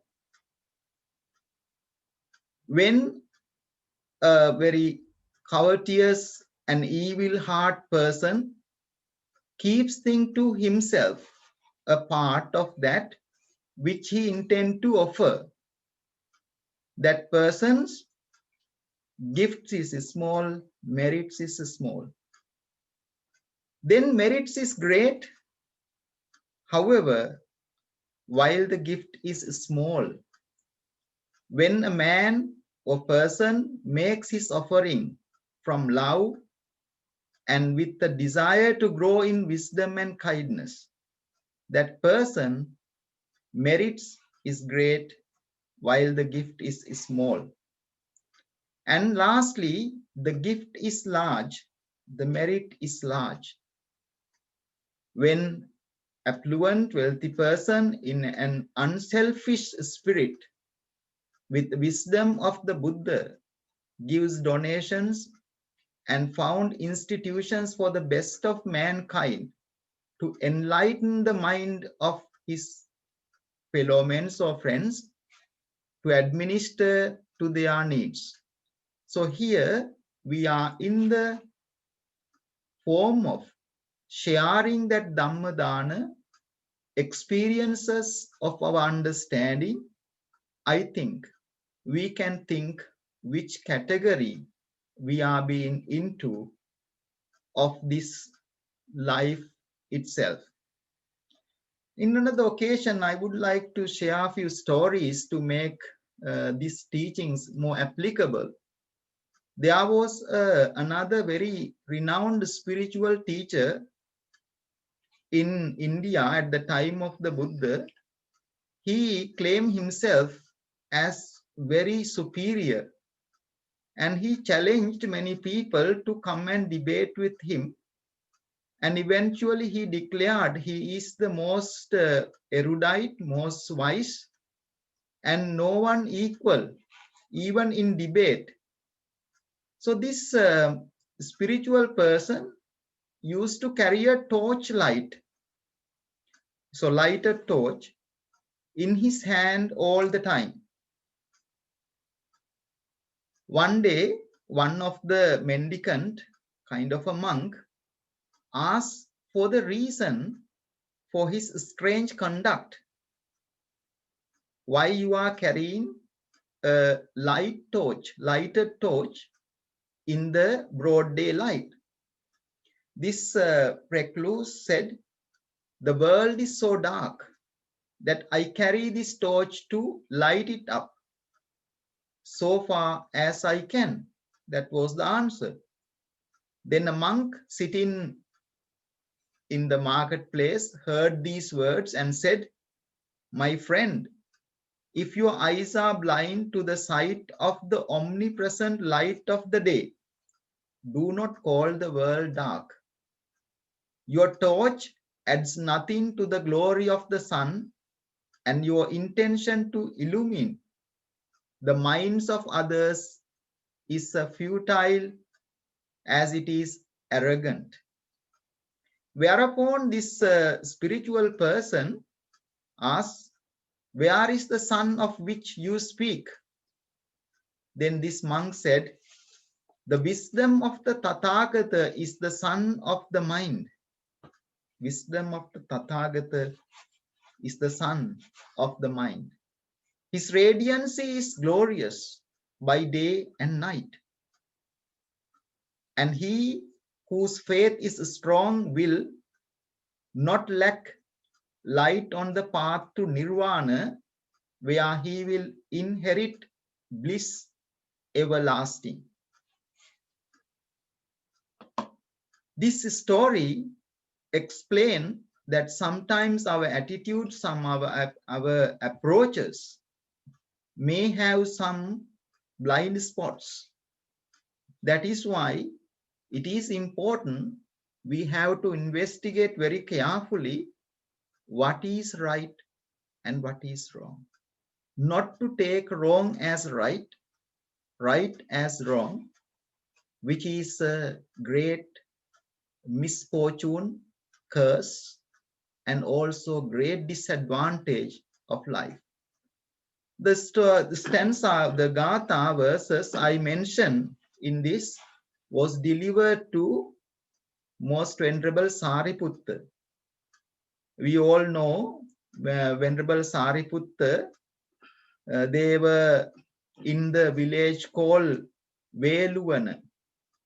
While our Buddha was residing at Veluvana, called Bamboo Grove Monastery in Rajagaha, Buddha uttered these verses, and it referred into a very famous teacher called Sanjaya. Sanjaya was a former teacher of the chief disciples, the Venerable Sariputta and Venerable Moggallana. Formerly they called Upatissa and Kolita. Upatissa and Kolita were two youths from the two villages called Upatissa and Kolita. They are from those two villages, that is why they were called like that. They were one day enjoying big show, having fun, but saw insubstantiality of things, and they decided to search for the way to liberation. First, they approached this great teacher called Sanjaya, wandering ascetic at Rajagaha, but they were not satisfied with his teachings. So they went all over Jambudipa and came back to their own native place after searching so hard, but not finding the true Dhamma. At this point, they came to some understanding. Like today we had a meeting, what should be the directions we should develop in this Daham Sisila program. And they had an agreement, they will go into two directions and work hard to find the true Dhamma. If one find it, will be humble to inform to the other. One day, Upatissa came across Thera Assaji, and he had the opportunity to learn from him the substance of the Dhamma. This Thera uttered only few stanza, only few lines of one stanza, What are those? Ye Dhamma hetu pabhava. Those phenomena which proceeded from a cause. Buddha has declared it. Listening to this verse, Upatissa became established in the Sotapatti Magga and Phala. Then he promised. He went to his friend Kolitha and explained to him that he attained that state of deathlessness. This gentleman, this young youth, explained this stanza to his friend, and it is repeated version. By listening to this, Kolitha also became established in Sotapatti fruition at the end of listening to this. They both remembered their former teacher because they were very grateful, and went to this great teacher called Sanjay and said to him, we have found one who could point out the path to deathlessness. Buddha has appeared in the world. Dhamma has appeared. Sangha has appeared. So you all are here in this Daham Sisila program are blessed. Buddha, Dhamma, Sangha is appeared. And then this two youth encouraged the teacher, come, let us go to the teacher.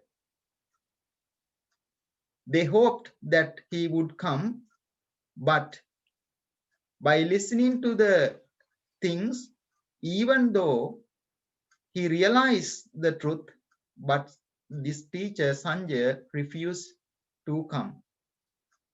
So the Upadisa and Kolitha, with their colleagues, about 250 followers, went to the Buddha at Veluvana. They were welcomed by the Buddha and they entered into the order of monks. Upatissa, as you know, the son of Rupasari, became Terasariputta. Kolitha, as the son of Moggali, became as Thera Mahamoggallana. On the seventh day after the initiation or enter into the order, Mahamoggallana Thera attained arahantship on the seventh day. Thera Sariputta achieved the same a fortnight after the initiation. On that day, Buddha made them two chief disciples, Aggasravaka. These two chief disciples relate to the Buddha how they went to the festival, Giragga Samajja they call this carnival, and then how they found insubstantial of this life. And they eventually met Thera Assaji and attained the Sotapatti fruition. They also told the Buddha about their former teacher Sanjay, who refused to accompany them. And Sanjay has said, having been a teacher to so many pupils, for me to become his pupil would be a joke. So therefore, few people who are wise and the majority are foolish. Let the wise go to the wise Gautama, the foolish would still come to me. Go your way, my pupil. That was the response from the teacher. Thus, by hearing to this, Buddha pointed out this someone's false views or pride was preventing him from seeing the truth as truth. He was seeing untruth as truth, would never arrive at the real truth. So therefore, what we can take from this Dhamma reflection, for us to be humble, if there is any small amount of pride, can blind us to take what is right, what is wrong. And we might take wrong as right, right as wrong, which would be a great danger to us. So therefore, with this, I would wish you all very healthy, happy New Year, and may you find every fulfillment of this very life in the search of truth with the Buddha, Dhamma, Sangha. May all your aspirations be fulfilled. Sadhu, sadhu, sadhu.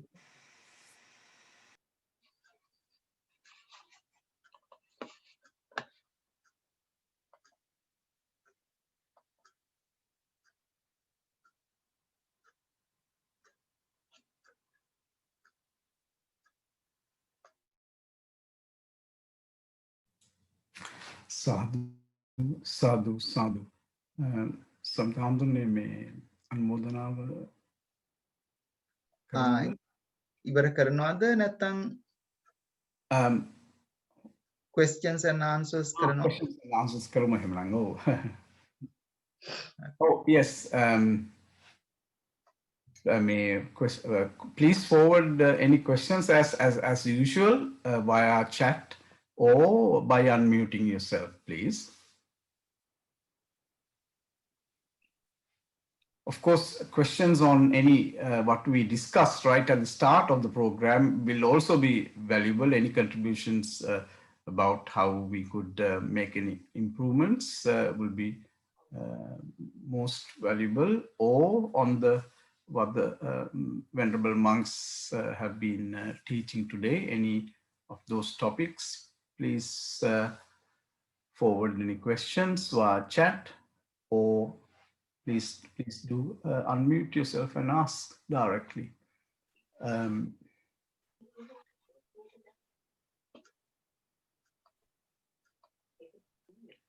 ස්වාමීන් වහන්සේ මම පොඩ්ඩක් කැමති දැනගන්න මේ අවසරයි ස්වාමීන් වහන්සේ ඇහෙනවද මාව?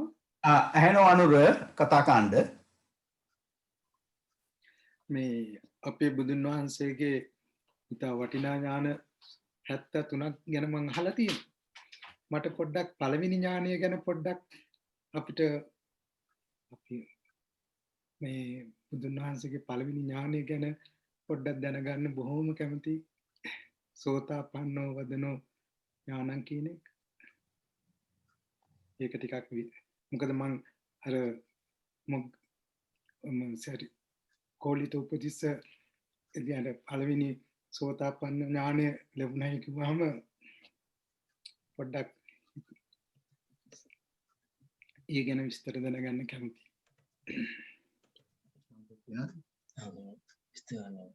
කොහොමද ඥානය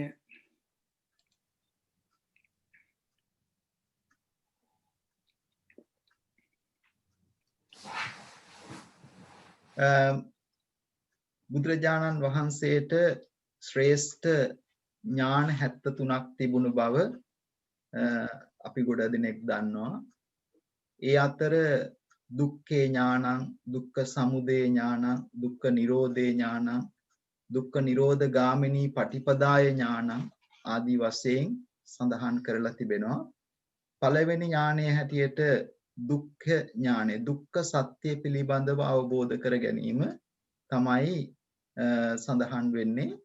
දුක්ඛ සත්‍ය පිළිබඳ අවබෝධ කර ගැනීමේදී මේ සාංසාරික ස්වභාවය තේරුම් ගත්ත බුදුරජාණන් වහන්සේ තමන් බලාපොරොත්තු වෙච්ච මාර්ගයට ගමන් කරන්නට ශක්තිය ලැබුණා.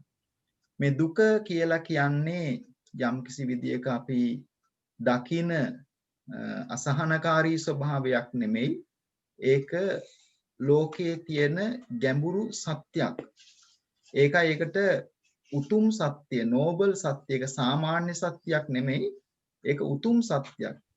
ඒ උතුම් සත්‍ය ආර්ය සත්‍යයක් හැටියටයි සඳහන් කරන්නේ. ඒක සාමාන්‍ය සත්‍යයක් නෙමෙයි, ඒක ආර්ය සත්‍යයක්.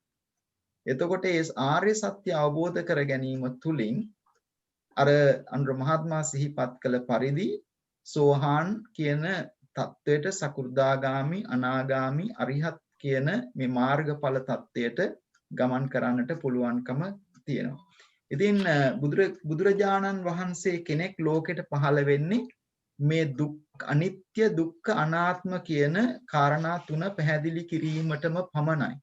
එතකොට මේ අනිත්‍ය දුක්ඛ අනාත්ම කියන කාරණා තුනෙන් මේ දුක පිළිබඳ සත්‍ය තුල අනාත්මයක් තියෙනවා, ඒ වගේම අනිත්‍යයක් තියෙනවා.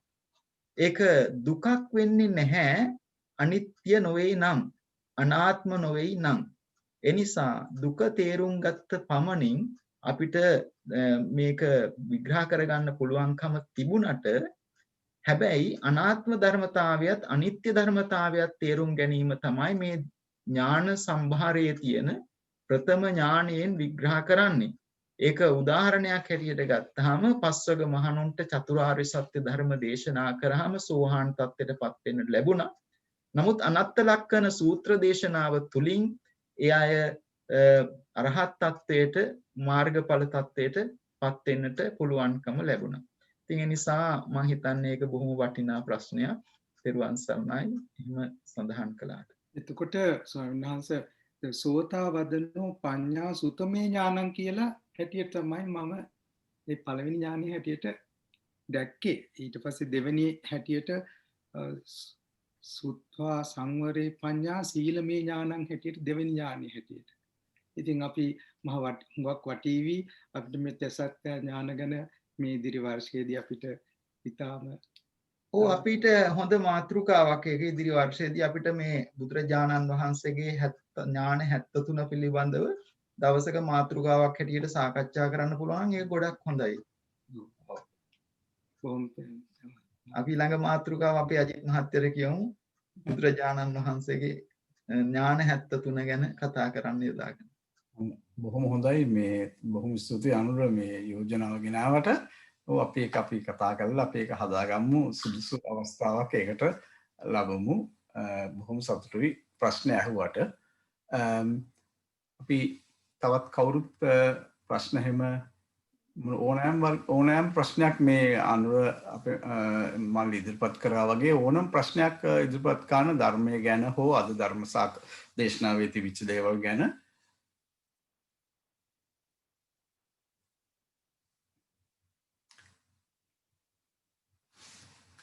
අපිට chat වලින් එහෙමනම් ආවේ නැහැ හාමුදුරනේ. එහෙමනම්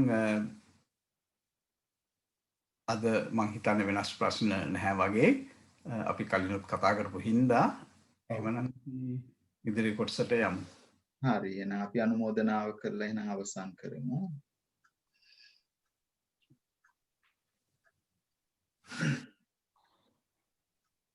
අද දවසෙත් මේ උතුම් ධර්ම දානමය පින්කම රැස් කරගෙන අලුත් අවුරුද්දක් ආරම්භ කරපු වෙලාවක අපිට ධර්මයේ තියෙන ආශිර්වාදය එකතු කරගන්නට ඉඩක් ලැබුණා. කීප දිනක් සඳහන් කළ පරිදි මේ ඉරිදා සන්ධ්‍යාවේ අපිට තියෙන ලොකු සැනසෙල්ලක්, අපේ ජීවිතේට ලොකු ආස්වාදයක් මේ දහම් සිසිල වැඩසටහන. ඉතින් මේ රැස් කරගත්ත කුසල සම්භාරය ඔබගේ ජීවිතවලට නිදුක් නිරෝගී භාවය පිණිස වේවා. ඒ වගේම ස්වාමින් වහන්සේලාටත් නිදුක් නිරෝගී භාවය පිණිස වේවා. විහාරස්ථානයටත් දායක පින්නතුන් හැම දිනාටමත් බොහොම ඕනෑකමින් මම හිතන්නේ අපේ අජිත් මහත්මයා දිවා රෑ මේ ගැන හිතනවා කොහොමද මේක කරන්නට ඕනේ කියලා. ඒ bit of an stress, can't say it's a frustration because he is a Buddhist. So he just wanted to bring everyone's opinion and everyone's contribution, support to keep this more successful. So therefore we are very grateful to our Ajit Mahatma, and also behind our Professor Arosha and Tushanta, and also our Andra Mahatya has given enormous support. As I mentioned about our Sila Sumana Hamuduru, without their support, this would have not been gone far. So therefore we are very grateful for all of you. And may those be a great Dhamma Dana for you all. In the future, if you have a memorable occasion or a special reason like transferring merits or bringing blessings for a birthday or some other special occasion, you can sponsor these programs. Today we don't have a sponsor. Yet we thought of to keep this going because it's important for us to have the blessings of the Dhamma.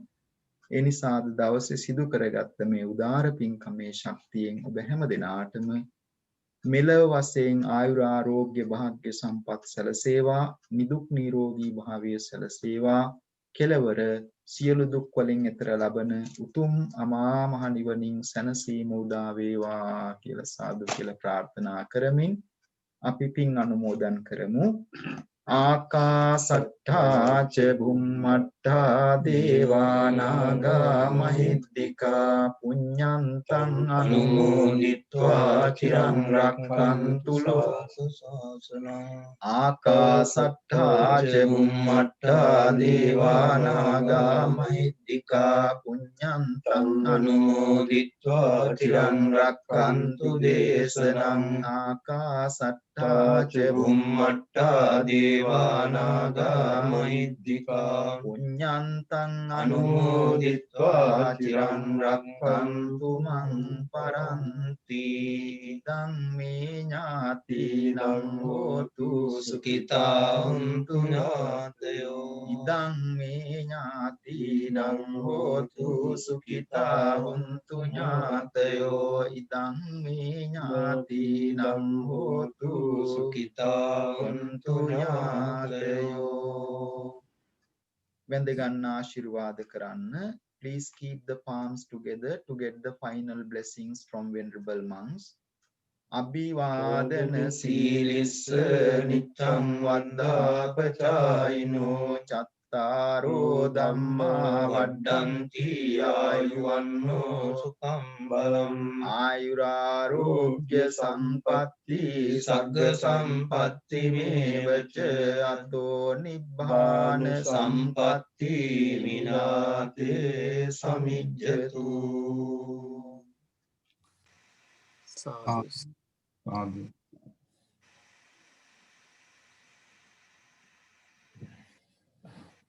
බයි එහෙමනම් අපි අද කවුරුත් එකතු වී ස්වාමීන් වහන්සේලා වඳින ගාථාව කියමු.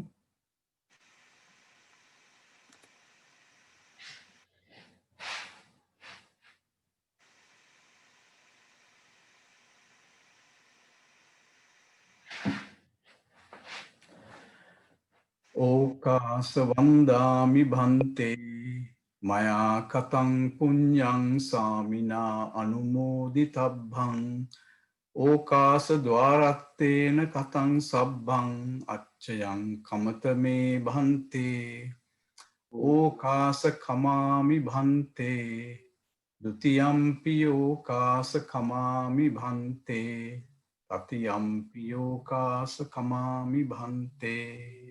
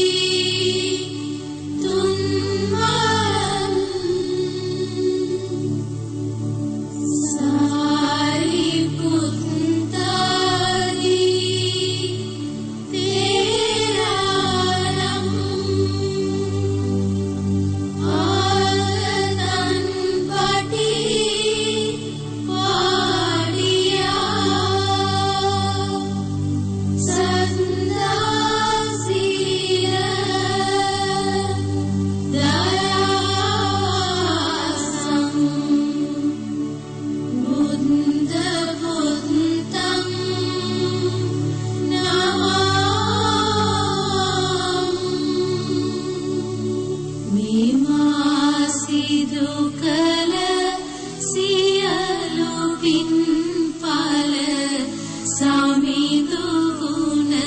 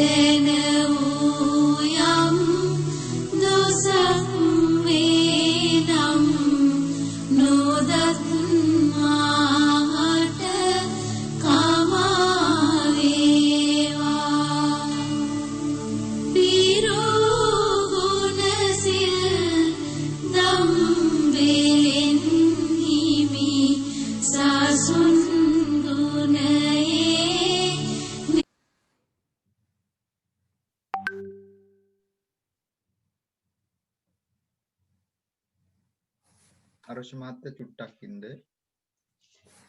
තෙරුවන් සරණයි සියලු දෙනාටම. මට පොඩි කාරණාවක් අමතක වුණා. මොකද අපේ අද දහම් සිසිල වැඩසටහන විශේෂ පුණ්‍යානුමෝදනාවක් කරන්නට අපි බලාපොරොත්තු වුණා.